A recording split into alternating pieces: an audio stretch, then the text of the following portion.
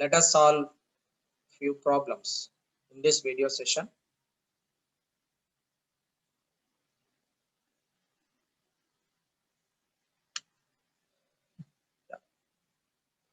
Now a question is displayed on the screen where a semiconductor has an electron concentration of 0.45 into 10 power 12 per meter cube.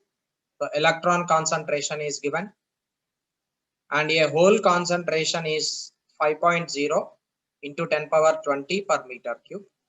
Calculate its conductivity. You are supposed to find out conductivity of that particular material, and electron mobility, hole mobility is given to you. Electron mobility and hole mobility is given. You are now supposed to find out conductivity of the material, right? So as we know, for a semiconductor, conductivity is equal to conductivity due to electrons plus conductivity due to holes. Both will be giving electron conductivity and hole conductivity results total conductivity for a semiconductor. Now sigma is equal to conductivity of electron will be number of electron or electron density into charge of the electron and mobility of the electrons plus hole number into charge of the hole and mobility of the hole. This is equation for conductivity of a pure semiconductor. Okay, now what is given to you? Electron concentration. That means number of electrons is given as 0.45 into 10 power 12 per meter cube, and whole number is 5.0 into 10 power 20 per meter cube. Now here it is 10 power 12 and here it is 10 power 20. Clearly number of holes is greater than number of electrons. As hole number is greater than electron number, here whole number is greater than electron number, it become n-type semiconductor. That is n-type semiconductor. So as it is n-type semiconductor, you can write it as total conductivity is only because of conductivity of the electrons. Wait. Electron number, I'm sorry, whole number is greater than electron number. It become p-type semiconductor. It is p-type semiconductor because whole number is greater than electron number. So sigma will be equal to E into whole number into mobility of the holes. So total conductivity is because of conductivity of the holes for the extrinsic semiconductors, that is p-type. So as a result, you can just substitute the values. Sigma will be E is 1.6 into 10 power minus 19 coulomb, and mobility of the holes and electron number density of the holes is being given to you. It is 5 into 10 power 20 into mobility of the holes, it is 0.048, and this gives you, if you multiply this total, you will be getting some answer, and that will be Siemens meter inverse, or you can write it as Mho meter inverse. So multiply this total and you can write down answer there. If you multiply these all, you will be getting answer as 3.84 Mho inverse meter inverse. This is unit of conductivity of the material.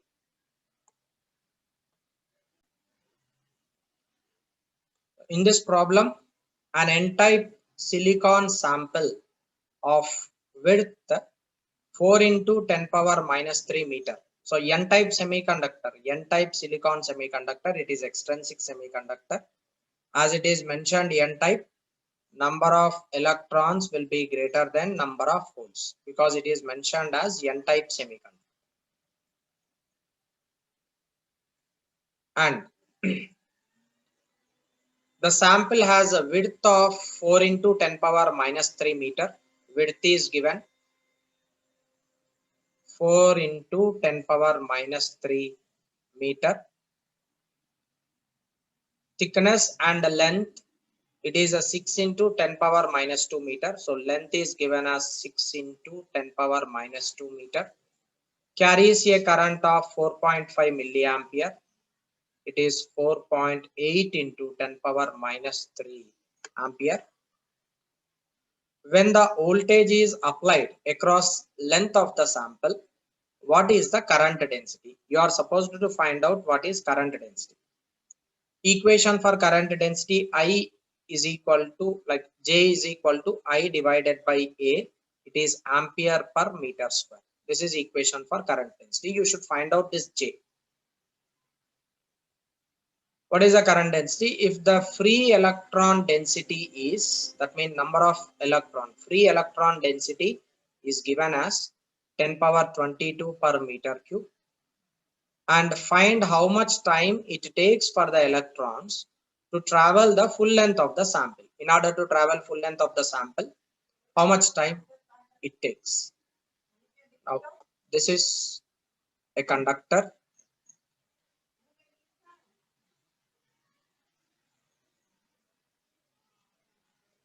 This conductor has some length. Its thickness is also been given 4 into like its length is been given 6 into 10 power minus 2, and width thickness is been given 4 into 10 power minus 3 meter. This is thickness and width. It is 4 into 10 power minus 3 meter. Carries a current. It is 4.8 milliampere. Now you are providing some voltage in between ends of this conductor. It is V and this is 0. Because you are connecting potential difference to this conductor, there will be charge carriers drifted in particular direction. Holes will be moving in the direction of electric field. Electrons will be moving in opposite direction to that of electric field. Now you are supposed to find out what is the current density. So you should find out current density first. So J is equal to I divided by A. All the values are being given. I is equal to 4.8 into 10 power minus 3, and area of cross section is, it is 4 into 10 power minus 3 into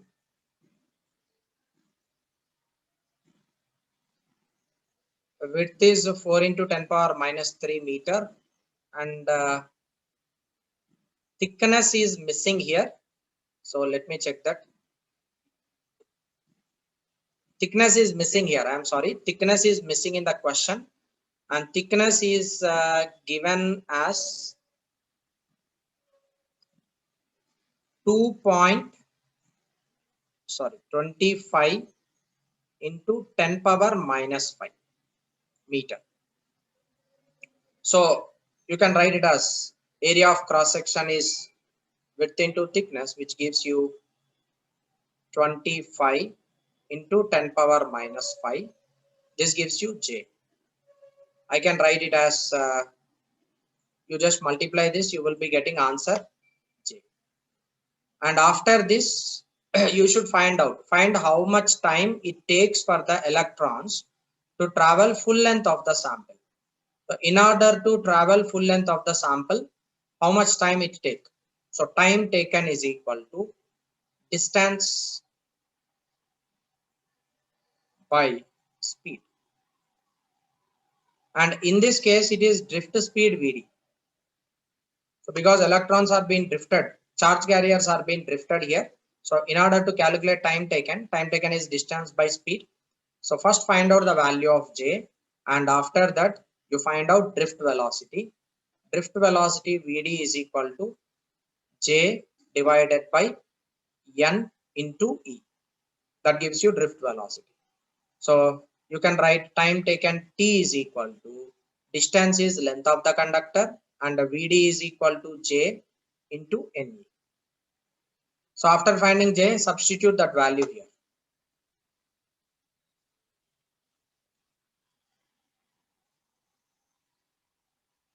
Drift velocity is nearly 4800, and this is ampere per meter square.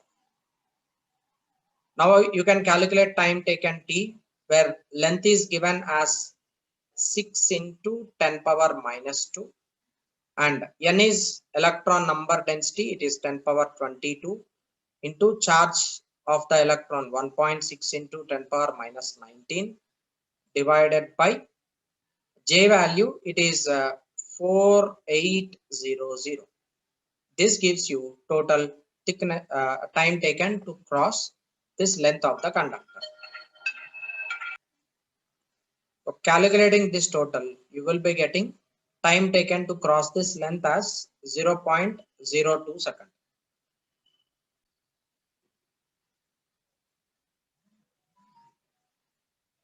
Next question is the energy band gap. The energy gap of pure silicon is 1.1 electron volt. Silicon has energy band gap of 1.1 electron volt. You need to remember this. The mobility of electrons and holes are also given. It is mobility of electron and it is mobility of hole, and can be taken as independent of temperature. Mobility does not depend on temperature. It depends upon the electric field and drift velocity. So mobility of the electrons are independent of temperature. That is mentioned in the problem. And the intrinsic carrier concentration is given by this equation. Intrinsic carrier concentration, Ni is equal to N naught into e power minus Eg by 2 kT. This is equation for carrier concentration, where N naught is a constant, Eg is the energy band gap, and K is Boltzmann constant. Boltzmann constant value is also been given in the question. It is 1.38 into 10 power minus 23. The ratio of electrical conductivities of silicon at 600 Kelvin and 300 Kelvin. You are supposed to find out that. You should find out electrical conductivity, that is sigma E at 600 Kelvin to that of sigma E at 300 Kelvin is equal to how much? You are supposed to find out electrical conductivity of silicon at 600 Kelvin and 300 Kelvin, because the concentration of the electrons in case of intrinsic semiconductor depends on temperature. It is given by equation N naught e power minus Eg divided by 2 kT. This is the equation which governs the number of concentration. So charge carrier concentration is given by this equation. N naught is however constant. Eg is energy band gap, that is remained constant. K is Boltzmann constant, that is also remained constant. But T is temperature, which is variable, right? So as Ni, which is number density of charge carriers,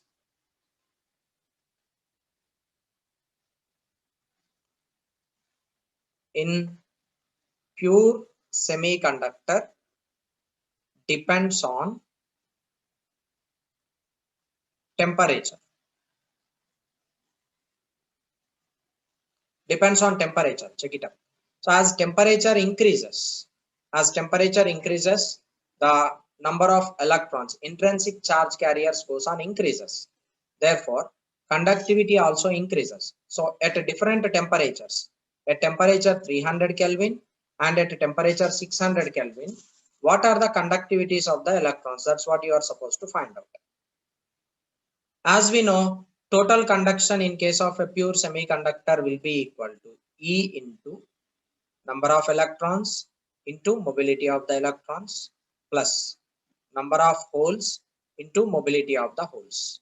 And in case of intrinsic semiconductor, number of electrons is equal to number of holes, that is equal to Ni, which is remained same.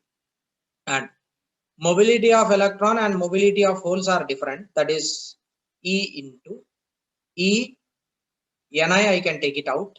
What is left over with? Mobility of the electrons, mobility of the holes. But what is Ni given? Ni is not constant value. Ni depends upon the temperature. So therefore, this equation can be written as E into mu E plus mu H into electron number concentration or whole number concentration changes with respect to temperature. You need to replace this Ni in this equation. It gives you N naught e power minus Eg divided by kT. Okay, so that is equation for conductivity. Sigma at temperature 600 Kelvin is equal to E into mu E plus mu H into N naught e power minus Eg divided by 600 K. And sigma at 300 Kelvin is equal to E into mu E plus mu H into N naught e power minus Eg divided by 300 K. This total values will be remain same. You can cancel. And leftover is only this.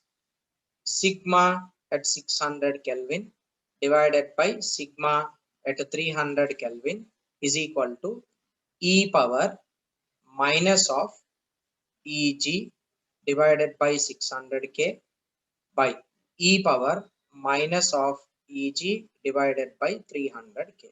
You need to solve this equation. So you need to solve this expression. This gives you e power minus Eg divided by 600 and plus, it's not plus, it is into Eg divided by 300. So this is exponential value, e power like it is in the form of e power minus x divided by e power minus y. So MPC students, you try to work out this, and BPC students, of course, you can just eliminate this type of problems. And K value also been given. This is 600 K and 300 K. So K value also Boltzmann constant, you need to substitute that here. So finally, if you calculate this total, you will be getting answer as answer is nearly 4 into 10 power 4. This is the answer for this question.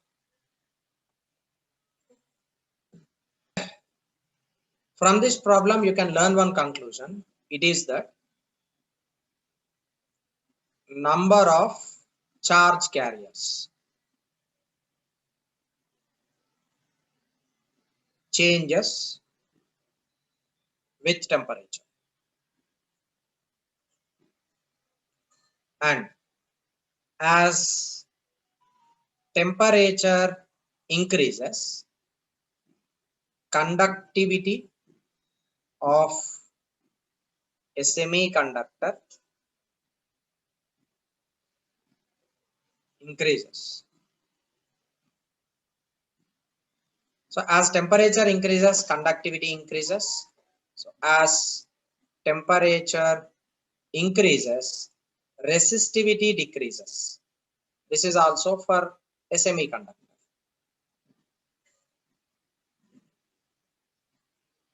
Okay, but whereas in case of a conductor, remember, for a conductor,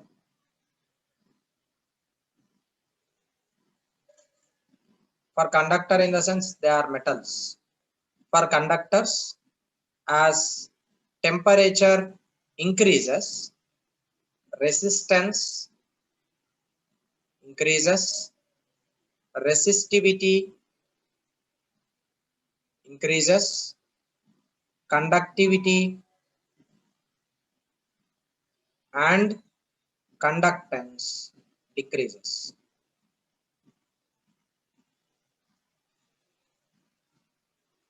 Exactly, it is opposite to semiconductors.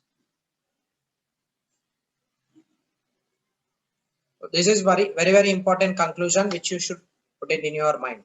So for metals, as temperature increases, resistance increases, because as temperature is increased, number of electrons, they randomly collide with walls of the they collide with each other and collide with ions. As a result, resistance increases in case of metals, because in case of metals the conductivity depends on free electrons, and conductivity also depends upon kinetic energy of the free electrons. So as temperature increases, kinetic energy of free electrons increases. Kinetic energy of free electrons increases. They collide more vigorously with ions of that particular metal. As a result, conductivity decreases. Whereas in case of pure semiconductor, either it can be intrinsic or extrinsic. For semiconductors, as temperature increases, what happens is the energy band gap between conduction band and valency band slightly decreases. As temperature rises, energy band gap decreases. So therefore, easily an electron can enter into valency band. Therefore, conductivity increases. The number of charge carriers also increases in case of a semiconductor. So resistance decreases, conductivity increases for semiconductors.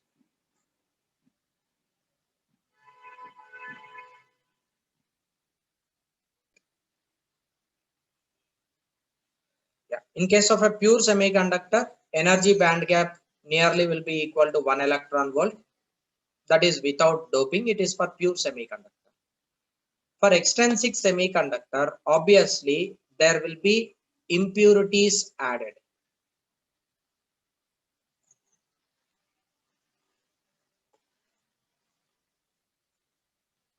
Impurities are added so that it may either become p-type or it may either become n-type. Okay. So when you are doping a pure semiconductor, it affects energy band gap. Impurities, addition of impurities affect bandwidth between conduction band and valency band. Now let us take in case of p-type semiconductor, what would happen? For a p-type semiconductor, host atoms are tetravalent and guest atoms are p-type, it is trivalent, right? And usually for a pure semiconductor, as we already have discussed, the energy band gap between conduction band and valency band, it will be nearly 1 electron volt, and this length, like this bandwidth, it is 1 electron volt usually. Now here we are adding some guest atoms, and in case of guest atoms, like as we know, in case of pure semiconductor, there will be electrons here, and these electrons are able to enter into conduction band, under external conditions. So when you are adding guest atoms, when you are adding the impurities, what happens is the energy band, the impurities which you are adding, they too have some energy bands. Those energy gaps, like the energy gap which is actually 1 electron volt, the energy bands of guest atoms will be coming and they will be occupying this region. They will be occupying this region. This is energy bands of impurities. So as you are adding dopants here, those dopants are decreasing the energy bandwidth. Check it up. This is now energy bandwidth, Eg. Obviously, it is less than 1 electron volt. Clear? Clear?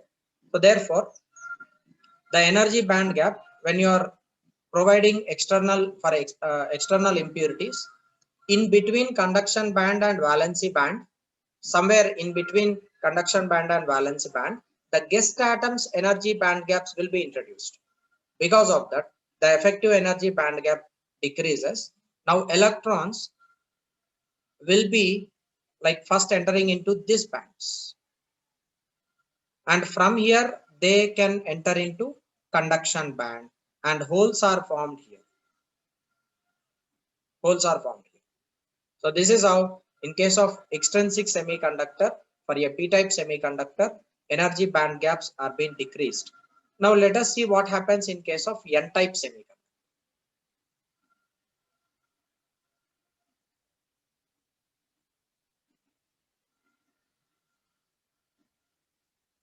For n-type semiconductor, host atoms are trivalent and guest atoms are pentavalent, which we already have discussed. And as we know, the energy band gap between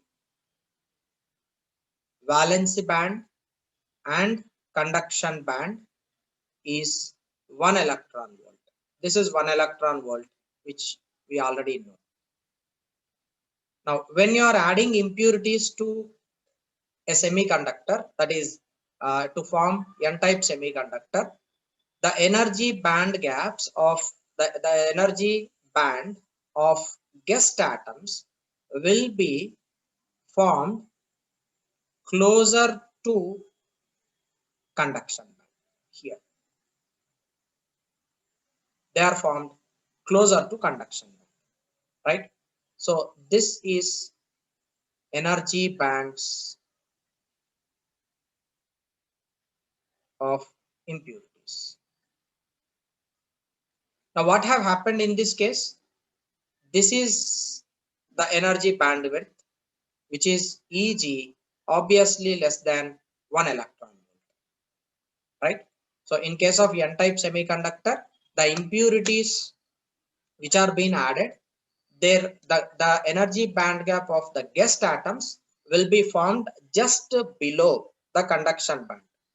Whereas in case of p-type semiconductor, the guest atoms energy band gaps will be formed above the valency band, which decreases the effective energy band gap between valency band and conduction band. As a result, in this case, the conductivity, so addition of impurities